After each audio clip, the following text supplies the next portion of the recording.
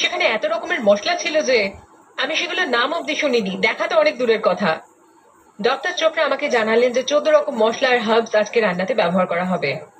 এখানে এক রকমের মাশরুম আছে যেটাকে ভারতীয় ট্রাফল বলা হয়ে থাকে, যার 1 কেজির দাম 500 পাউন্ড, আর আজকে সেটা আমরা পোলাওয়ের ডিশে ইউজ করব। এমন একটা ডিশ যেটা ভীষণ স্পেশাল। আমি তো ভীষণ এক্সাইটেড রান্না করার জন্য।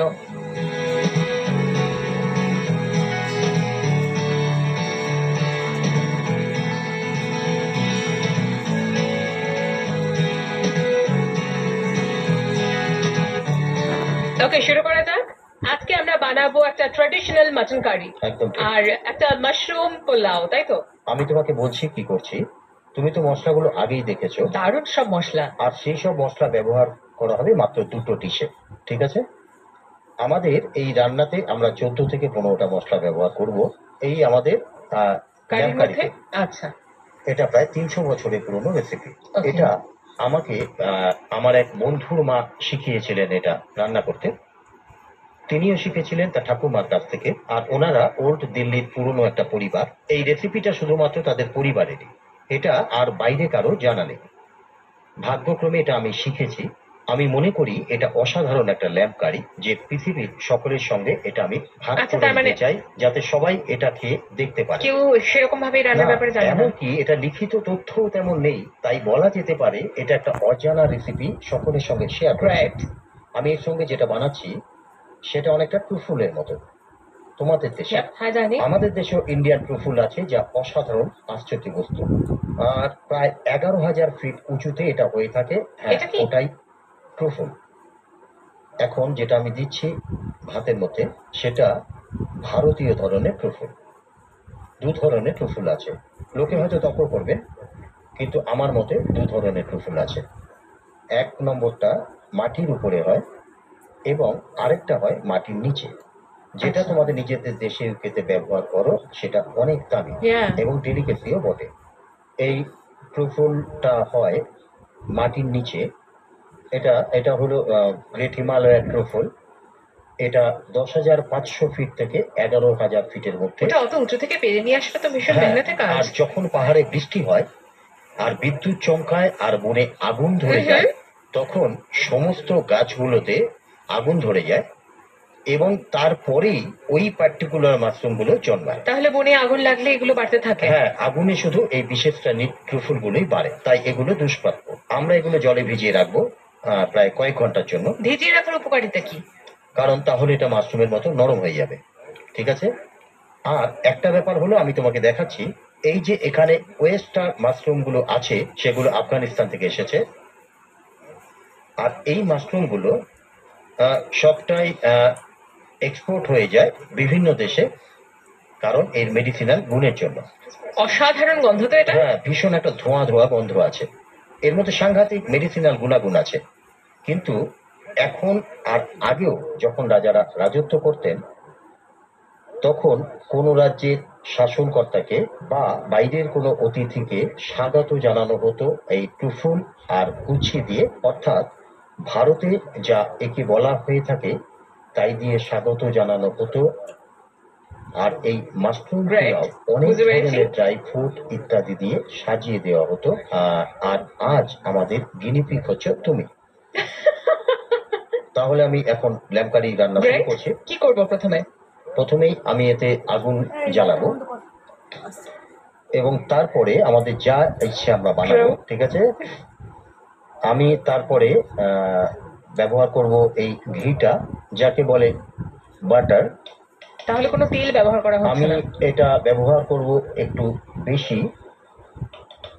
আমি এটা দেওয়ার পরে, এবং এটা যখন গরম হয়ে যাবে, তারপর এর মধ্যে কিছুটা পেঁয়াজ দেব। পুরো পেঁয়াজটা দিয়ে দেওয়া হবে? হ্যাঁ,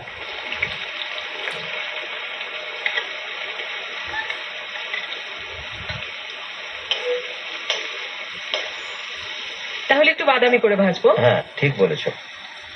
এটা বাদামি হওয়া পর্যন্ত ভাজবো, বাদামি করে ভাজবো। তারপর কিছুটা লঙ্কাও দেবো। এগুলো কি ধরনের লঙ্কা? এগুলি হচ্ছে শুকনো লঙ্কা। এটা রোদে শুকনো লঙ্কা। দারুণ গন্ধ তো এগুলো।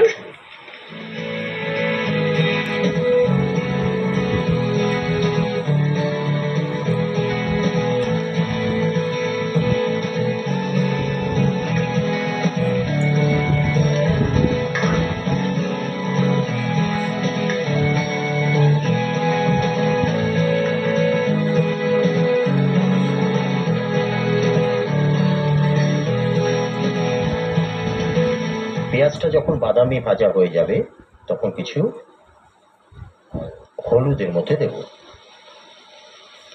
আচ্ছা, হলুদ কি এই হ্যাঁ। মশলাগুলোর মধ্যে না, নেই? এর সঙ্গে এটা মেশাবো না।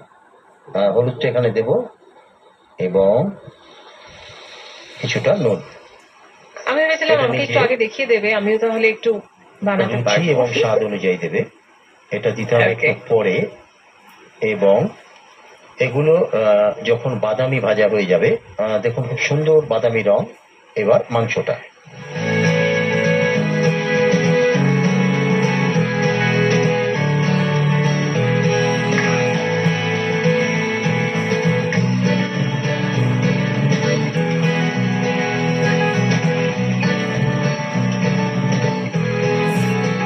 এটা তো দেখতেও ভালো লাগছে, দারুণ গন্ধ বেরিয়েছে। এই গন্ধটা আর একটু ঝুঁকে এসো, দেখো দেখো দেখো কি সুন্দর গন্ধ আসছে। নিজের নাকে গন্ধটা নাও। দেখো, দারুণ হাঁচি গন্ধ দিয়ে তো। ফেলো না। 5 বছর আগে যখন আন্টি খাবার বানাচ্ছিলেন, আমি অনেকবার কাকুতি মিনতি করে তাকে বলি, দেখো তুমি আমাকে এই রান্না বানানোটা শেখাও। অনেকবার কাকুতি মিনতি করে তাকে বলি, দেখো তুমি আমাকে এই রান্না বানানোটা শেখাও। আপনার মতে কতজন এটা বানাতে পারে? আমার মতে উনি এবং ওনার ভাগ্নে আর আমি, এই 3 জন, কারণ তাদের পরিবারের সকলে খেতে খুব ভালোবাসে, খাওয়াতেও ভালোবাসেন তারা। তাই সবাই আন্টির উপর নির্ভর করে থাকেন। উনি দেখি সবসময় সকলের জন্য খাবার বানিয়ে চলেছেন। তাই আমি ওনাকে ইমোশনালি ব্ল্যাকমেইল করি এই বলে যে আপনার পরে আমি এটা রান্না করা শিখতে চাই। তাই রান্না করেন এটা? অকেশনালি, সব সময় নয়, কারণ এটা নিয়মিত খাওয়া ভালো নয়, খুব রিচ আর হেভি, তো অনেক উপকরণ পড়ে এই ডিশে। আমার মতো একজন লোক যার বরং ওজন কমানো প্রয়োজন, তার তো একেবারেই এই ডিশটা বেশি খাওয়া উচিত নয়। আমি এটা খাওয়ার পর দৌড়তে যাব। হ্যাঁ, কিন্তু তার জন্য কয়েক মাইল দৌড়তে হবে আর বেশ কিছু সময় ব্যয় করতে হবে এই খাবারটা হজম করতে। খুব ভারী, মাত্র বছরে 2-4 বারই খেতে পারো, সব সময় নয়। স্পেশাল কোনো সময়, তাই না? হ্যাঁ। অ্যালেক্স, এই পদটা খুব ভালোবাসা দিয়ে রান্না করা হয়। আর আন্টি সবসময় এত ভালোবাসা দিয়ে এই ডিশটা বানাতেন। আর যেহেতু আজ আমার কাছে সমুদ্রের পার থেকে একজন খুব সুন্দর মহিলা উপস্থিত আছেন, তাই আমার আরো ভালোবাসা দেখানো উচিত। তাই তুমি হলে সেই ভাগ্যবতী মহিলা যার জন্য বিশেষভাবে আমি আজ এই রান্না করছি। আশা করি ভালো লাগবে। আমাকে আতিথেয়তা দেখাচ্ছ? নিশ্চিতভাবে। দারুণ কালার এসেছে তো। হ্যাঁ, আস্তে আস্তে আসছে।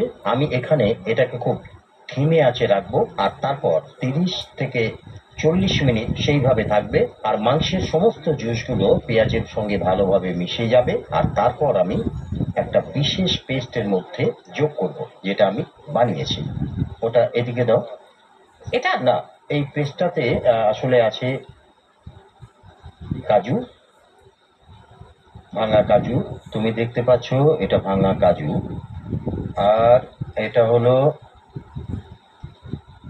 হলো চার মগজ। একটু নেব? হ্যাঁ, নিশ্চয়ই। দেখো, এর মধ্যে সবকিছু মিক্সারে দিয়ে ভালো করে পেস্ট করা হয়েছে। আর তারপরে যখন এগুলো যোগ করব আর রান্নাটা আস্তে আস্তে হতে থাকবে, তখন এই মশলাগুলো দিয়ে দেব। মিক্সড মশলাগুলো তো, এখানে যেটা এগুলো দিয়ে মেশানো তৈরি রয়েছে হয়েছে?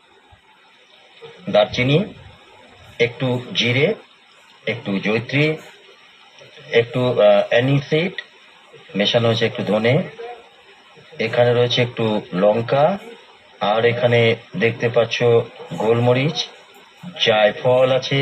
দেখো, একটুখানি জায়ফল আছে, আরো কিছু কিছু জিনিস আছে। সব কিছুকে পেশা হয়েছে মিক্সারে। আর তারপরে তার থেকে এই মশলাটা বানানো হয়েছে। তাহলে এই মশলাটা কি আগে তৈরি করে পরে ব্যবহার করা যাবে হ্যাঁ, রান্নাতে? হ্যাঁ, অবশ্যই। আচ্ছা। এটা 6 মাস থেকে 1 বছর ঠিক Right. থাকে, যখন গুঁড়ো করে এটা প্রিজার্ভ করা হয়। আর যখনই তুমি এই ধরনের ডিশ বানাবে তখন ব্যবহার করতে পারো। এটা এমন একটা মশলা যা তুমি পেন্টার যেমন নানা ধরনের ছবি আঁকতে পারে, তেমনি তুমি খাবার নিয়ে নানা ধরনের এক্সপেরিমেন্ট করতে পারো। কতটা দেবেন রান্নাতে? 1 কেজি মাংসে এটা ওই 3 থেকে 4 চামচের মতো দিতে হবে। এখন এটা তৈরি হয়ে আসছে। আমি এখন একটু দই দিয়ে দেব। দই আর ড্রাই ফ্রুটস তার মধ্যে দেব, ওকে। আমন্ড এবং এটা হচ্ছে তরমুজের বীজ? তরমুজের বীজ আর কাজু বাটা।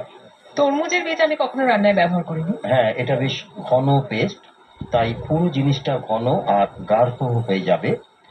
আর তারপর ওয়াও। আমি যেটা করব সেটা হলো, যখন আমি এই মশলাটা মেশাবো তখন এটার সঙ্গে একটু জল মিশিয়ে ব্যবহার করব।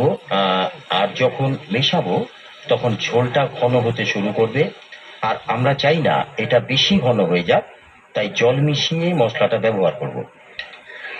আমরা ভাতের সঙ্গে মেখে খাবো, তাই একটু ফ্লেভারটাও দরকার। ঘন হোক কেন চান না আপনি? আমি খুব বেশি ঘন চাই না, কারণ ভাতের সঙ্গে খুব ঘন গ্রেভি যায় না। ব্রেডের সঙ্গে ঘন গ্রেভি ঠিক আছে, কিন্তু একেবারে ঠিকঠাক ঘন হলেই সেটা ভালো লাগে। ভাতের সঙ্গে সেটাই ভালো লাগে, তাই আমি এর মধ্যে কিছুটা জল মেশাবো। সেজন্য এতক্ষণ ধরে রান্না আর হচ্ছে। আমি এখন যে জিনিসটা করব, এর মধ্যে কিছুটা ফ্লেভার দিই, কারণ এটা তৈরি হয়ে এসেছে। এর মধ্যে আমি আমার বাড়ির মশলা যোগ করব, ওপর থেকে সামান্য একটু ছড়িয়ে দেব একটু ফ্লেভার আসার জন্য। আর এই হয়ে গেছে। আমি এটা সরিয়ে রাখছি। হ্যাঁ, থ্যাংক ইউ প্লিজ।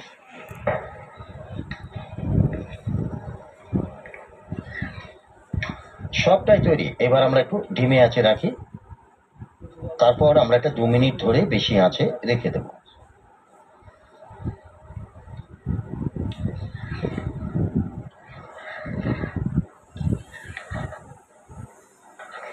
মাংসটা অনেক নরম হয়ে গেছে। আগেই নরম হয়ে গেছে, কারণ এটাকে আমরা এত ঘন্টা ধরে বানাচ্ছি। ইয়া। এটা অল্প আঁচে বানানোর জন্য বেশি সময় লাগে।